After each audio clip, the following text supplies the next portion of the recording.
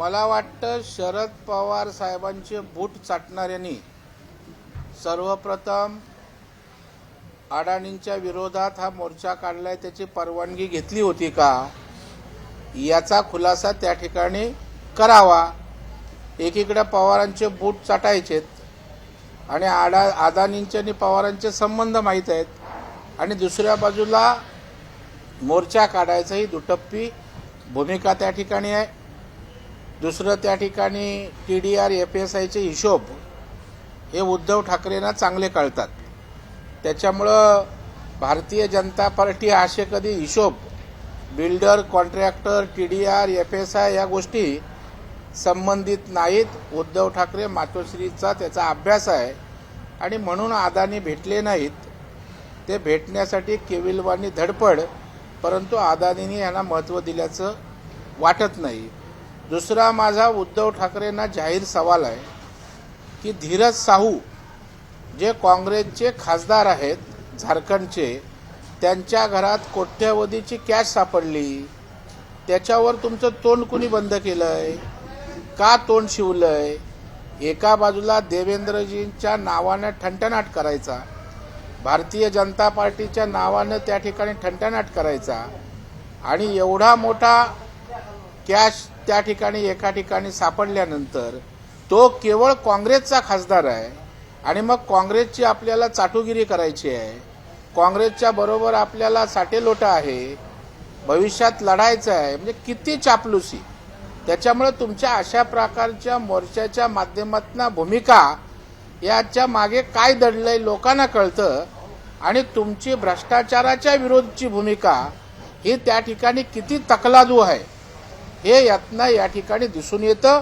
माझी त्यांना विनंती आहे, आव्हान आहे की धीरज साहूवर आपण का बोलला नाहीत, काँग्रेसवर का बोलला नाहीत?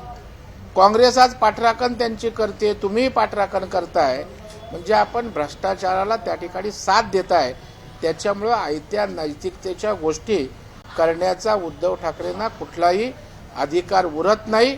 उलट तर मी असं म्हणेन, परवा मी त्या ठिकाणी बोललो तिथल्या आमदार वर्षा गायकवाडांच्या संदर्भात, ते पुन्हा उद्धव ठाकरेंच्या संदर्भात बोलतो की धारावीचे लोक आज नरक यातना भोगतायत, त्यांना पाणी नाही, राहायला नीट घर नाही, स्वच्छतागृह नाहीत आणि त्यांचं आयुष्यातलं उराशी बाळगलेलं घराचं स्वप्न हे पूर्ण होताना दिसतंय आणि जर ते त्या ठिकाणी त्याच्यात मिठाचा खडा आपण टाकणार असाल तर त्या पापाचे धनी उद्धव ठाकरे होतील। जर धारावीच्या पुनर्विकासाच्या माध्यमातून मिळणारी घरं उशीर झाला, काही खोडा पडला तर त्या पापाचे धनी उद्धव ठाकरे राहतील। 30 वर्ष आपण राज्य करताय, हाकेच्या अंतरावर धारावी आहे, धारावीला तुम्ही ना एखादं गटार बांधू शकलात, एखाद्यांना टॉयलेट देऊ शकलात, चांगली शाळा देऊ शकलात, चांगलं त्यांना घर देऊ शकलात आणि त्याच्यामुळं आता केवळ नौटंकी करायची, राजकारण करायला आपल्याकडे आता काही राहिलेलं नाही, विचार राहिला नाही, भूमिका राहिली नाही। मग असे विषय घेऊन नौटंकी करत आपलं अस्तित्व दाखवण्याची केविलवाणी धडपड उद्धव ठाकरे करताना दिसतात।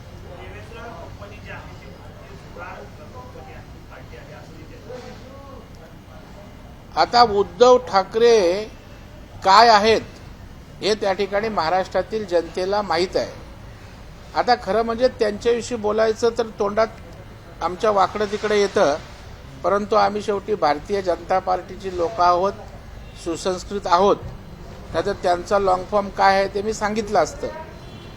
परंतु देवेंद्र फडणवीस साहेबांच्या पार्टीला म्हणजे भारतीय जनता पार्टीला जुगार पार्टी बोलणं हे त्या ठिकाणी कुणालाही पटणारं नाही।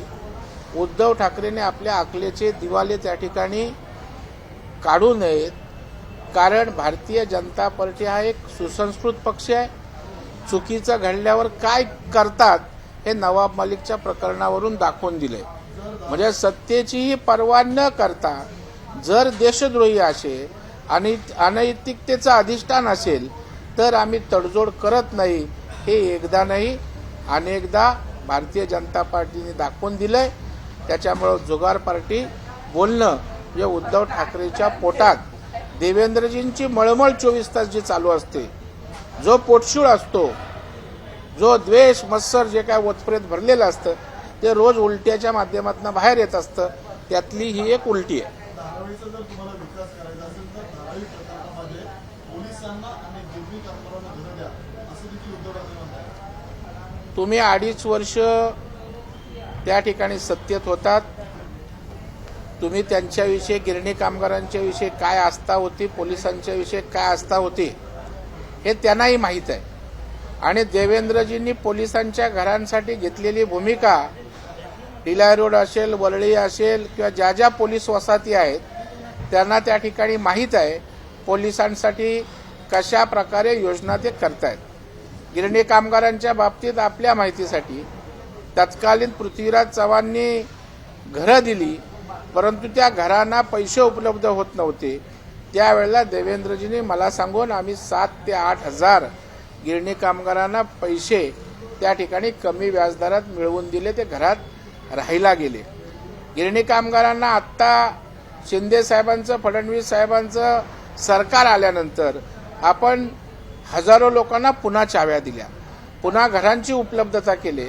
त्याच्यामुळे संवेदनशीलतेनं त्या ठिकाणी पोलिसांच्या संदर्भात, गिरणी कामगारांच्या संदर्भात शिंदे साहेब, फडणवीस साहेब आणि दादांचं सरकार संवेदनशील आहे. आता एका वर्गाला आपलंसं करण्यासाठी आपण तर काय करू शकत नाही. मग जी गोष्ट त्या ठिकाणी करायची आहे ती आता इथे करा, तिथे करा, काही बघायचं नाही, बोलायचं, अशा प्रकारचं एक इलॉजिकल बोलणं ज्याला बोलतात ते उद्धव ठाकरे करतायत. गिरणी कामगार, पोलिसांचा विचार सरकार करतंय. आणखी त्यांना ज्या जे हवंय ते देऊ. आता तिथेच द्या म्हणजे मिठात खडा टाकायचा. आता फिजिबिलिटी होत असेल तर तसाही विचार करतील. परंतु गिरणी कामगार आणि त्या ठिकाणी पोलिसांच्या मागे हे सरकार भक्कमपणे उभं आहे. 2018 साली देवेंद्र फडणवीस यांनी हा प्रकल्प आणलेला होता असा आरोप केला, त्यामुळे हे पाप फडणवीस यांचंच आहे असंही ठाकरे म्हणाले आहे.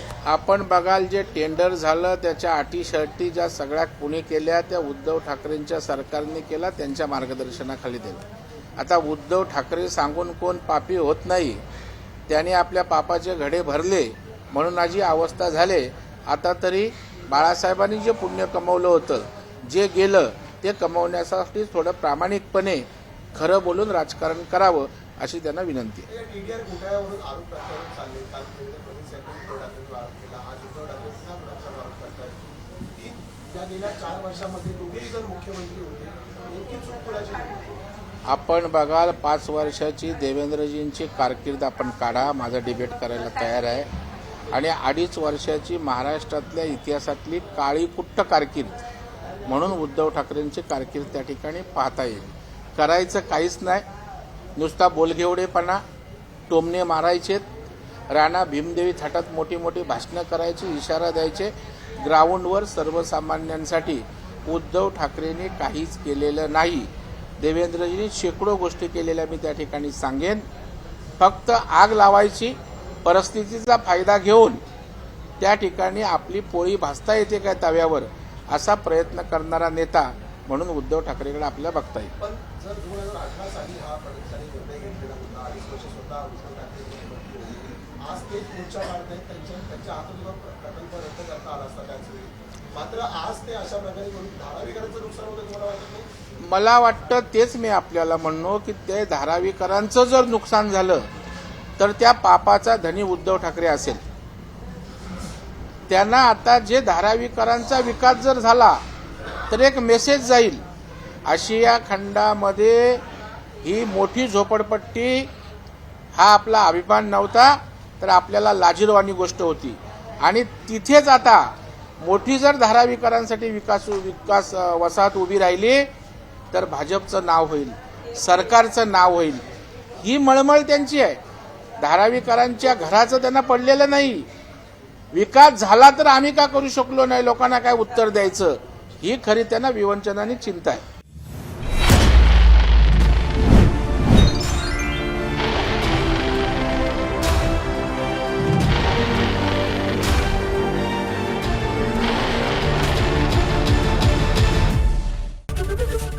एबीपी माझा, उघडा डोळे बघा नीट.